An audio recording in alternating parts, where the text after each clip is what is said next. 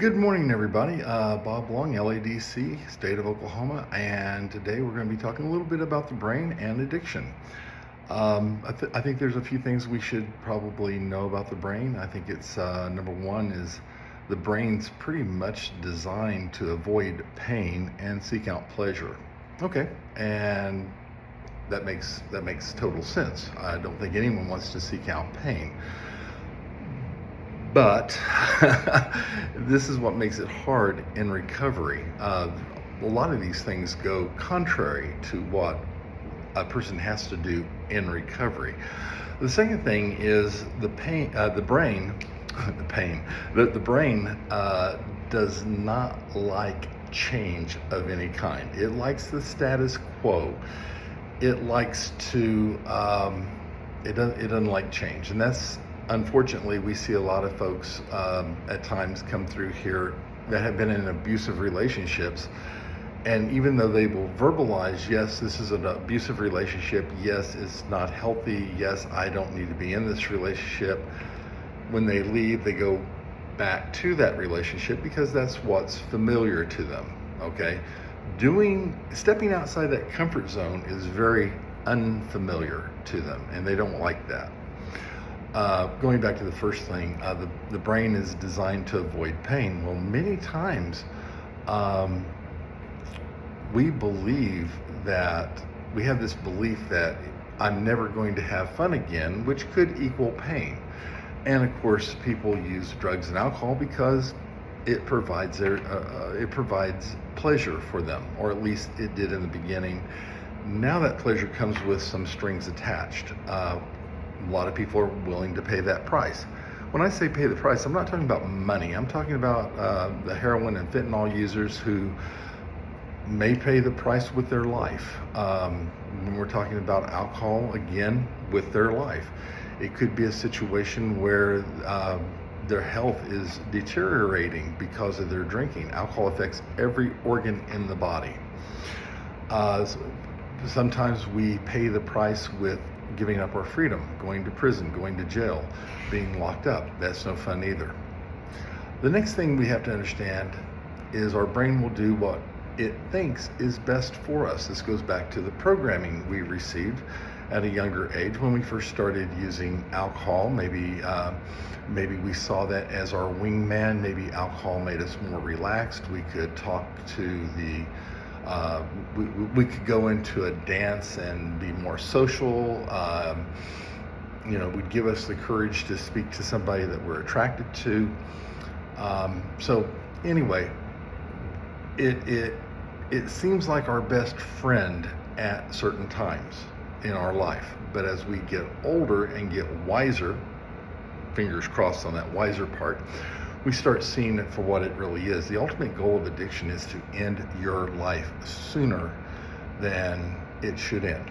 But first, it's going to mess with every area of your life. It's going to mess with your family. It's going to mess with your finances. It's going to mess with your job. It's going to mess with your relationship between you and your higher power.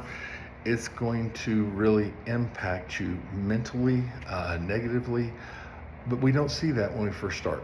There's nothing but positives. When a person first starts drinking, there's no withdrawals, none whatsoever. They don't have the shakes. They don't have those tremors. They certainly, hopefully, are not seeing hallucinations at that point. Hopefully they're not having seizures. But if they continue the behavior long enough, all those wonderful things do come into play. They don't even have night sweats. But again, all good things will come to you if you keep doing the bad things or the wrong things or the unhealthy things. I don't want to say wrong, even though it is. And I think the last thing we need to know is how we view the world and how we view other people is based upon our belief system, or the words that we tell ourselves about a person, about a situation, and the pictures we have in our head about what is going to happen. So let me explain that a little bit to you. I always tell people I can go to Walmart right this minute and I can find 3 or 4 people who hate their job. They hate their boss. They hate everything about the job. I can also find 3 or 4 people with the same boss that absolutely love their job, think Walmart's the absolute greatest. And the difference between those two is probably the words they tell themselves about Walmart in general and the pictures they have in their head concerning their boss, or maybe what they perceive their boss is like. We have to be very, very careful about that. When a person enters inpatient and they've never been in a residential treatment facility before, they're going to have these thoughts, and the thoughts will probably sound like this. It depends on their perspective. Let's say that they are court ordered, so they're looking at this as an alternative punishment, and that's not what treatment is. As soon as we start looking at, or as soon as our clients believe that this is a punishment, it's over with. They're not going to listen, okay? It's over with. If they think that you have their best interest at heart, which I do, and I want them to be successful, not just in quitting the drugs and alcohol, but be successful in every aspect of their life. If they can start wanting that, then it will be their decision to quit the drugs and alcohol. Okay, so when a person comes into treatment, if they see this as prison, they're going to have these thoughts in their heads. They're going to maybe see this as some type of jail. They're going to tell themselves lies about the techs. The techs are like the guards here. They're mean. They're going to harass me. It's going to be a horrible experience. And of course, when they enter into treatment, hopefully they find out that this is not punishment, and hopefully we can change those perceptions that they have in their head. Other people come in here because, well, quite honestly, they realize they have to quit. Either they quit the drugs or the drugs will end them. I mean, it's just that obvious. And so they come in here with hopes and aspirations, and they're looking for role models, they're looking for advice, they're looking for techniques, they're looking for they're looking for that magic wand I can wave over their head and cure all their ailments. Well, that's tough.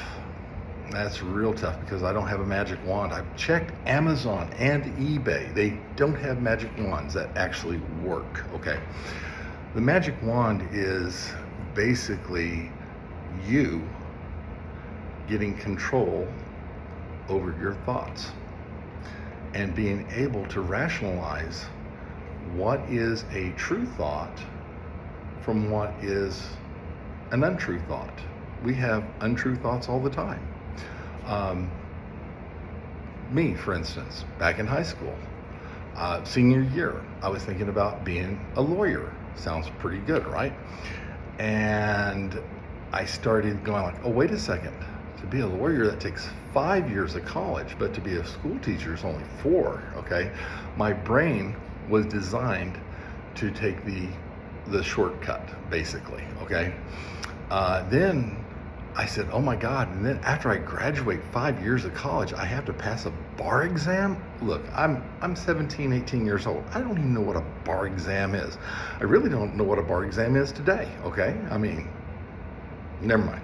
I was gonna say something about mixing martinis, but which I can't do it either. All right, so anyway, I talked myself out of it because my belief system was, I'm not smart enough to be a lawyer. Look, I don't want to offend any lawyers, I really don't, but my experience with lawyers I see why a lot of them wear loafers, because I don't think they're smart enough to know how to tie their own shoes, okay? And even the worst lawyer makes about 5 times more than I make as a substance abuse counselor. By the way, as a substance abuse counselor, I had to have 6 years of college, pass an international exam, set for oral board presentation, and here I am. That's okay, I love it, because I love what I'm doing. But can we see how our perceptions can really dictate our reality? And we have to really be cautious of that. Stepping outside of our comfort zone, as mentioned before, is critically important. We have to be able to do that. And coming into treatment is stepping out of your comfort zone. Going to AA or NA meetings after treatment is stepping out of your comfort zone. Going to outpatient treatment is stepping outside your comfort zone. And your brain doesn't want to do it. Okay? That little voice of addiction wants to get you high and get you drunk again. And it knows that if you're doing the next right thing, it's going to be missing out. Again, your brain's going to do what it thinks is in your best interest. And based on the dopamine release and the early programming that we had, I have a video on all of that. I'm not going to recap it now. We start believing on an unconscious level that our alcohol has some benefits. We will defend that marijuana use to everybody. We'll defend our use of methamphetamines. That makes me work faster. It makes me more productive at work. Maybe in the beginning it works until it doesn't, but and that time frame where it might work is very, very short. Okay. It may work, but it's more likely going to get you fired. So guys, the brain is not that hard to understand. We have to be the master of our own thoughts. We are the gatekeeper. We should be reprogramming our brains on a daily basis. And how do we do that? Well, we choose what we want to watch. Okay, every morning I wake up, I watch something on YouTube that interests me, okay, that I'm going to learn from. That's part of my addiction. I love learning, okay? And so I'm feeding that part of my addiction in a healthy way. And I love that. We have to be careful who we associate with, what the topics are. Are we going to allow ourselves to start reminiscing about the good old days? Are we going to hold ourselves accountable? Do you have a 5-year plan? Where do you want to be in 5 years from now? All these little things are part of the reprogramming. The type of music you listen to, what you watch on the internet.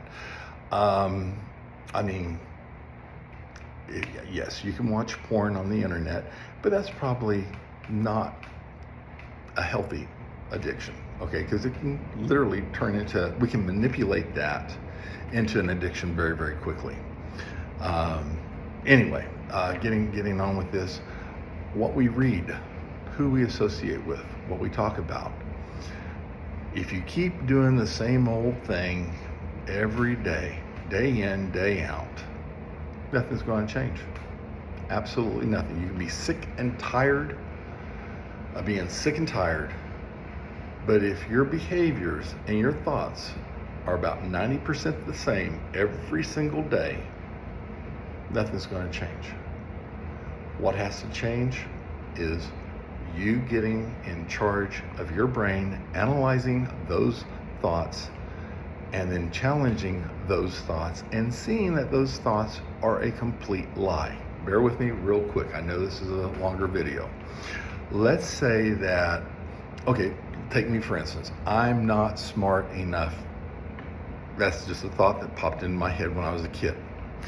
That thought is going to make me feel down, depressed, sad, lonely, anxious, and for an addict, someone in active addiction, they're not going to like those feelings. So they're going to turn to a behavior such as drinking or using to change that feeling. But let's go back to that thought in the first place. I'm not smart enough. Well, that's obviously not true. I've got a master's degree, okay? Dumb people don't usually get a master's degree. Oh, a few do. Maybe one of them, I don't know. I was smart enough as a dumb person to get a master's degree. I like that. So that whole thought, I'm not smart enough, is a total lie. Yet I'm choosing to believe that lie. It's impacting my emotional state, and it's causing me to engage in behaviors that are unhealthy. Think about that for a second. You're doing something based upon a lie. Okay? Come on, challenge that. Folks, thank you very much for your time. Have a great day.